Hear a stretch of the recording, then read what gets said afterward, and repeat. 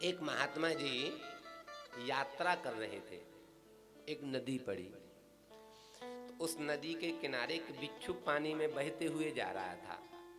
महात्मा ने सोचा डूब के मर जाएगा, इसको बचाना चाहिए। तो अब महात्मा ने जैसे ही पानी में हाथ डाला बिच्छू को निकालने के लिए, सोई बिच्छू ने अपना डंक मारा। अब डंक मारा तो महात्मा का हाथ छूट गया, बिच्छू फिर पानी में गिर गया। एक बार, दो बार, तीन बार, चार बार। अब जैसे बिच्छू डंक मारता महात्मा कहार जाता। कुछ लोग नहा रहे थे, बोले बाबा तू पागल है गो, तुम तो उसके प्राण बचा रहे हो, तुम उसके प्राण बचा रहे हो और वो तुमको डंक मार रहा है। छोड़ दो, पानी में मर जाने दो, क्यों उसको बचा रहे? तो जानते भैया महात्मा ने क्या कहा? इसका धर्म क्या है? कोई इसको छेड़े तो इसका काम है डंक मारना। जब ये मरते दम तक अपना धर्म नहीं छोड़ रहा तो मैं क्यों अपना धर्म छोड़ दूं? इसका धर्म है डंक मारना, तो मेरा धर्म है इसको बचाना। अब देखना ये है विजय किसकी होती है। तो दुष्ट मरते दम तक दुष्टता नहीं छोड़ता, नहीं त्यागता। आज अश्वत्थामा को सोचना चाहिए कि मैंने 5 बच्चों को मारा और पांडवों ने मेरा अपमान करके छोड़ दिया। नहीं नहीं नहीं नहीं, अर्जुन ने मेरा अपमान किया है, मैं पांडव वंश में कोई दीपक जलाने वाला नहीं छोड़ूंगा। पांडव तो आज नहीं तो कल मरेंगे। 5-5 बच्चों को मैंने मार दिया, अभिमन्यु मर गया, बचा कौन है? ओहो, एक बचा है। कौन? उत्तरा के गर्भ में अभिमन्यु का बालक पल रहा है। अगर मैंने उसको मार दिया तो फिर कोई दीपक जलाने वाला नहीं बचेगा। जो काम नहीं करना चाहिए दुष्ट ने वह काम कर दिया और आज ब्रह्मास्त्र का अनुसंधान कर दिया।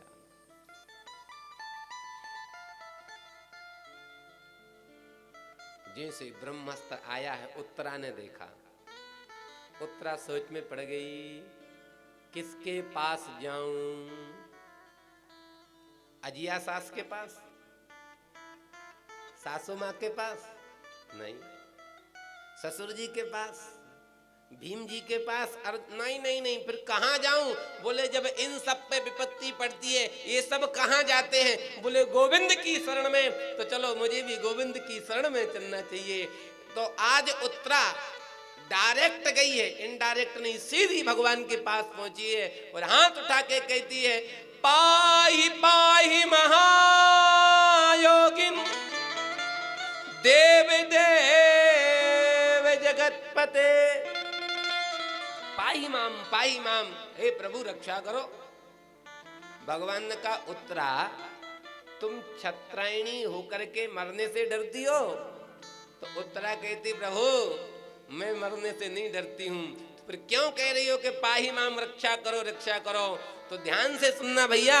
उत्तरा कहती है, कामम दहतु मे नाथ मामे गर्भ निपात्यताम। ये ब्रह्मास्त्र जला के मुझको राख कर देगा तो मेरे गर्भ में जो बालक है वो भी नष्ट हो जाएगा। और सच बताऊं प्रभु, अगर मेरे गर्भ में जो बालक है वो नष्ट हो जाएगा तो संतान बीजम कुरु पांडवानाम। जो मेरी कोख में बालक पल रहा है ये कौन? बोलिए कुरु वंश और पांडव वंश का दीपक है। अगर ये भी बुझ गया तो आप बदनाम हो जाओगे कि जिसके रक्षक स्वयं भगवान थे उस वंश में कोई दीपक जलाने वाला नहीं बचा। मैं नहीं चाहती कि आप बदनाम हो, इसलिए पाहि पाहि महायोगिन, प्रभु रक्षा करो रक्षा करो। भगवान ने कहा, बारी उत्तरा तुझको मेरी पड़ी है। भगवान ने कहा, उत्तरा थोड़ी देर के लिए आंख बंद करो। और आज मेरे प्रभु उत्तरा के गर्भ में पधार गए। बोलो भक्त वत्सल भगवान की जय हो। ध्यान से सुनना भैया।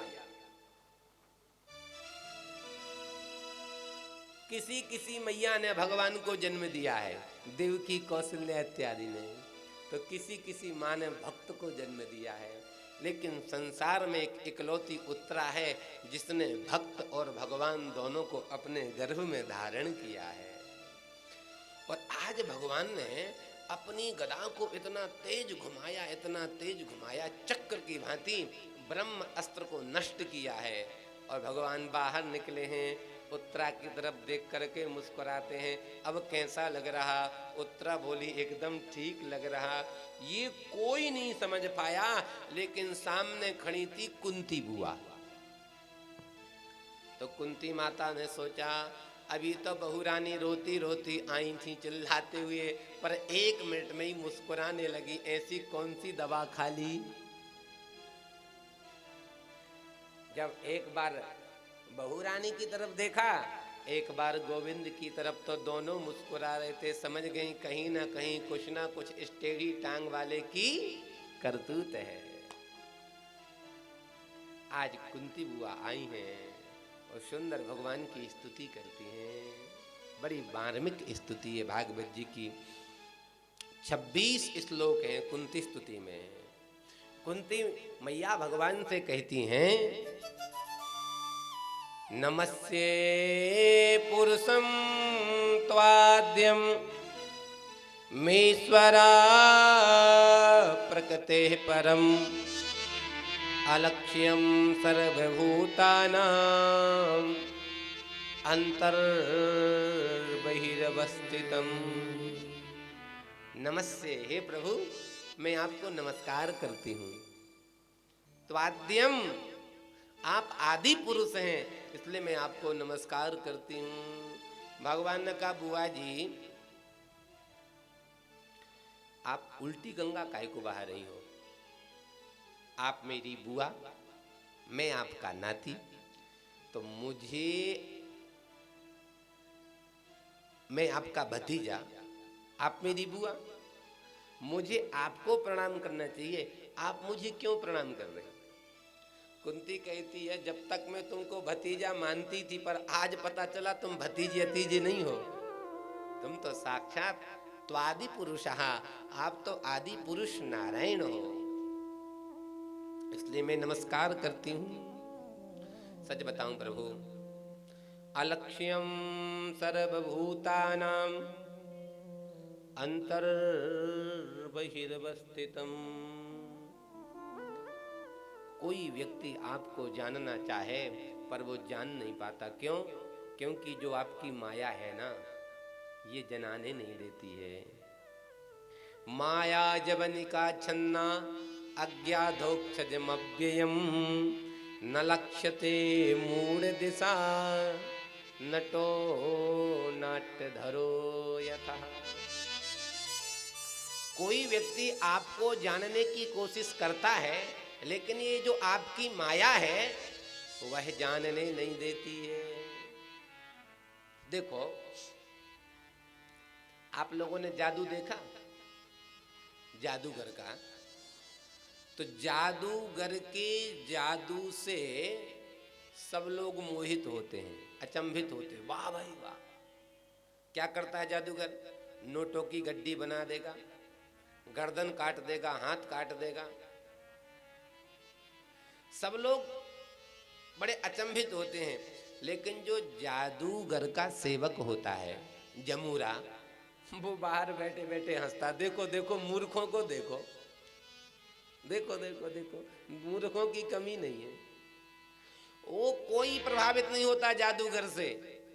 कोई पूछे, ए भैया तू यहाँ बैठ के हंस रहा, देख जादू नोटों की गड्डी बना रहा तेरा स्वामी। बोले सब नकली है, अगर नोट असली के होते तो फिर मुझसे नहीं कहता सर्कस पूरा होते साथ कर ले, कटोरा ले ले सबसे 5-5 रुपया। तुम पागल बनो, मैं नहीं बनूंगा। जैसे उस जादूगर के जादू से जमूरा प्रभावित नहीं होता, ऐसे ही गोविंद आपकी माया से आपके भक्त प्रभावित नहीं होते। मैं समझ गई हूं आप कौन हैं। आप आदि पुरुष नारायण हैं। अरे प्रभु,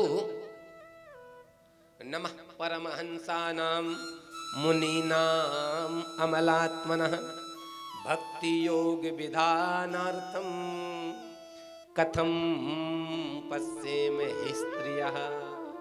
जब आपको बड़े बड़े अमलात्मा विमलात्मा महात्मा नहीं पहचान पाते तो कथम पश्येम, मैं आपको कैसे जान सकती हूं, क्योंकि स्त्रियः, मैं स्त्री हूं। जब बड़े बड़े महात्मा आपको नहीं जान पाते तो मैं स्त्री